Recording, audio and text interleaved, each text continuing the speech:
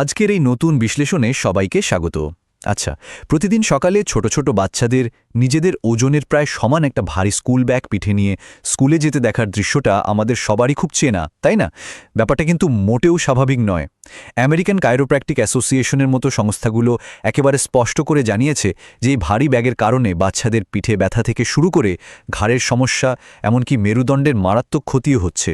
আর ঠিক এই জায়গাতেই একটা দারুণ খবর নিয়ে এসেছে পশ্চিমবঙ্গ সরকার। বাচ্চাদের এই শারীরিক কষ্টের হাত থেকে বাঁচাতে নিয়ে আসা হয়েছে পশ্চিমবঙ্গ স্কুল ব্যাগ নীতি 2026। চলুন আজ আমরা এই যুগান্তকারী সিদ্ধান্তটা একটু গভীরে গিয়ে বোঝার চেষ্টা করি। আজকের এই আলোচনায় আমরা মূলত 5টা দিক নিয়ে কথা বলবো। নতুন সরকারি নির্দেশিকা, ব্যাগের ওজনের কঠোর সীমা, স্কুল কর্তৃপক্ষের নতুন দায়িত্ব, খাতা ও হোমওয়ার্কের নিয়ম এবং সবশেষে একদম সঠিক স্কুল ব্যাগের ডিজাইন কেমন হওয়া উচিত। চলুন মূল বিষয়ে ঢোকা যাক।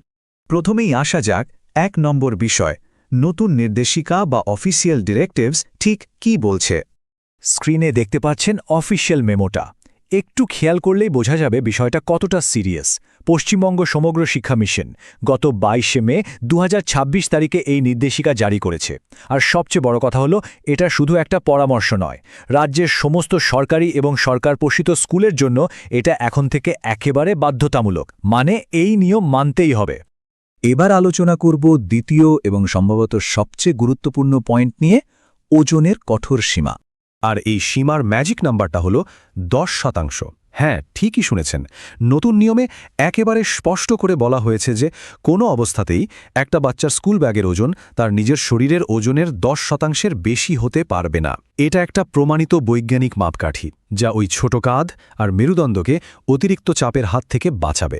সরকারি এই গাইডলাইনে খুব সুন্দর করে তুলে ধরা হয়েছে যে একটা মাত্রাতিরিক্ত ভারী ব্যাগ কিভাবে বাচ্চাদের ঘাড় আর কাঁধের পেশিতে টান ধরায়। তবে আশার কথা হলো, সরকার শুধু সমস্যাটা চিহ্নিত করেই ছেড়ে দেয়নি, বয়স এবং ক্লাস অনুযায়ী এর একটা নিখুঁত সমাধানও নিয়ে এসেছে। এই চার্টটা দেখলে বিষয়টা একদম পরিষ্কার হয়ে যাবে। ক্লাস অনুযায়ী ব্যাগের ওজন একেবারে নির্দিষ্ট করে দেয়া হয়েছে এখানে। সবচেয়ে মজার ব্যাপার হলো, প্রি প্রাইমারি বা প্রাথমিক স্তরের বাচ্চাদের জন্য তো কোনো ব্যাগই লাগছে না। প্রথম ও দ্বিতীয় শ্রেণীর জন্য ব্যাগের ওজন হবে মাত্র 1.6 থেকে 2.2 কেজি। তৃতীয় থেকে পঞ্চম শ্রেণীর জন্য সেটা 1.7 থেকে 2.5 কেজি। এভাবেই ধাপে ধাপে বেড়ে একদম উঁচু ক্লাস মানে একাদশ দ্বাদশ শ্রেণীর জন্য সর্বোচ্চ ওজন বেঁধে দেওয়া হয়েছে মাত্র 5 কেজিতে। এখানে অভিভাবকদের জন্য একটা ছোট্ট কিন্তু দারুণ কাজের টিপস দেওয়া যেতে পারে। বাড়িতে থাকা সাধারণ একটা ওয়েইং মেশিন দিয়ে প্রতিদিন সকালে স্কুলে যাওয়ার আগে ব্যাগের ওজনটা একটু মেপে নেওয়া যেতে পারে। এতে রোজ নিয়মটা মানা হচ্ছে কিনা তা খুব সহজেই নজরে রাখা যাবে। এই নিয়মগুলো যাতে শুধু খাতায় কলমে আটকে না থাকে, তারও কড়া ব্যবস্থা নেওয়া হয়েছে। প্রতিটি স্কুলকে নির্দেশ দেওয়া হয়েছে যে তারা যেন নোটিশ বোর্ডে এবং প্রত্যেকটা ক্লাসরুমে এই ওজনের চার্টটা অবশ্যই টাঙিয়ে রাখে। আর শুধু তাই নয়, ব্যাগের ওজন নিয়মিত মাপার জন্য স্কুল চত্বরে বাধ্যতামূলকভাবে একটা ওয়েইং মেশিন রাখতেই হবে, মানে নজরদারিটা একেবারে নিখুঁত। 3 নম্বর পয়েন্টে আমরা দেখব স্কুলের নতুন দায়িত্বগুলো কি কি। কারণ শুধু বই কমালেই তো হবে না, প্রতিদিনের রুটিনেও কিছু কাঠামোগত পরিবর্তন আনা দরকার। খুব সাধারণ কয়েকটা পরিবর্তন কতটা বড় প্রভাব ফেলতে পারে ভাবুন তো। স্কুলগুলোকে এখন থেকে পর্যাপ্ত আর একেবারে বিশুদ্ধ পানীয় জলের ব্যবস্থা করতে হবে। ফলে বাড়ি থেকে ভারী জলের বোতল বয়ে আনার আর কোনো দরকারই নেই। পাশাপাশি উন্নত মানের মিড ডে মিল দিতে হবে, যাতে টিফিন বক্সের বোঝাও কমে যায়। এর সাথে আরেকটা দারুণ ব্যাপার হলো টেক্সট বুক শেয়ারিং, মানে ক্লাসে পাশাপাশি বসা বন্ধুদের মধ্যে পাঠ্যবই ভাগ করে নেওয়ার অভ্যাস তৈরি করা হবে, যাতে প্রতিদিন সবাইকে সব বই কাঁধে করে না আনতে হয়। রুটিনের ক্ষেত্রে একটা দারুণ বুদ্ধিদীপ্ত ধারণা আনা হয়েছে, ব্লক পিরিয়ড। প্রথম থেকে অষ্টম শ্রেণী পর্যন্ত এটা চালু করার কথা বলা হয়েছে। জিনিসটার কিছুই নয়, একই বিষয়ের জন্য পরপর 2টো পিরিয়ড রাখা। এর ফলে সারাদিনে পড়ার বিষয়ের সংখ্যা কমে যাচ্ছে, আর স্বাভাবিকভাবেই বাচ্চাদের অনেক কম বই ব্যাগে ঘরে স্কুলে আনতে হচ্ছে। প্র্যাকটিক্যালি এটা একটা গেম চেঞ্জার। 4 নম্বর বিষয়, খাতা এবং হোমওয়ার্ক।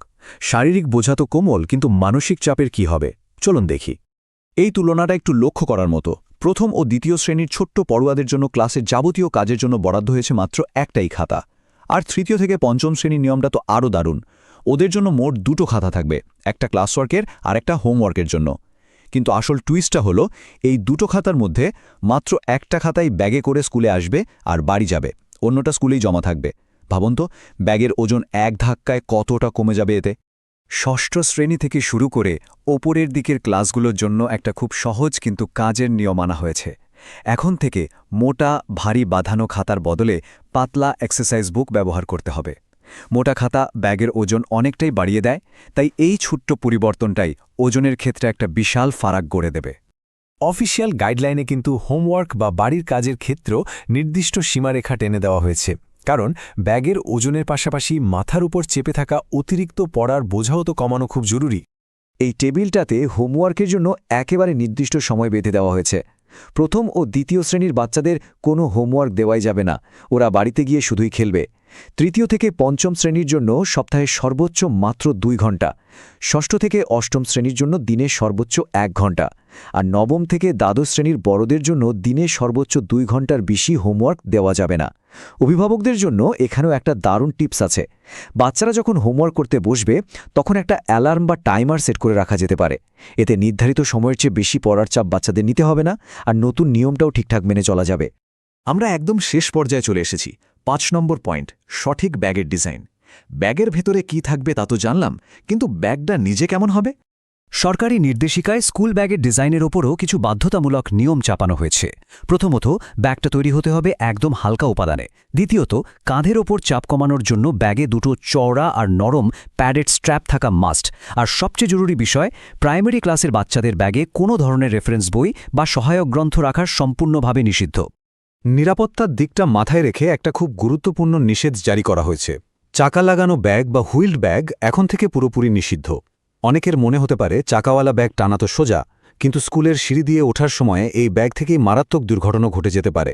তাই সেফটি ফার্স্ট, এটা আর ব্যবহার করা যাবে না। এতক্ষণ ধরে আমরা শারীরিক আর মানসিক দিক থেকে আনা এই বৈপ্লবিক পরিবর্তনগুলো নিয়ে বিস্তারিত জানলাম। এবার একটা বিষয় একটু গভীরভাবে ভাবার মতো।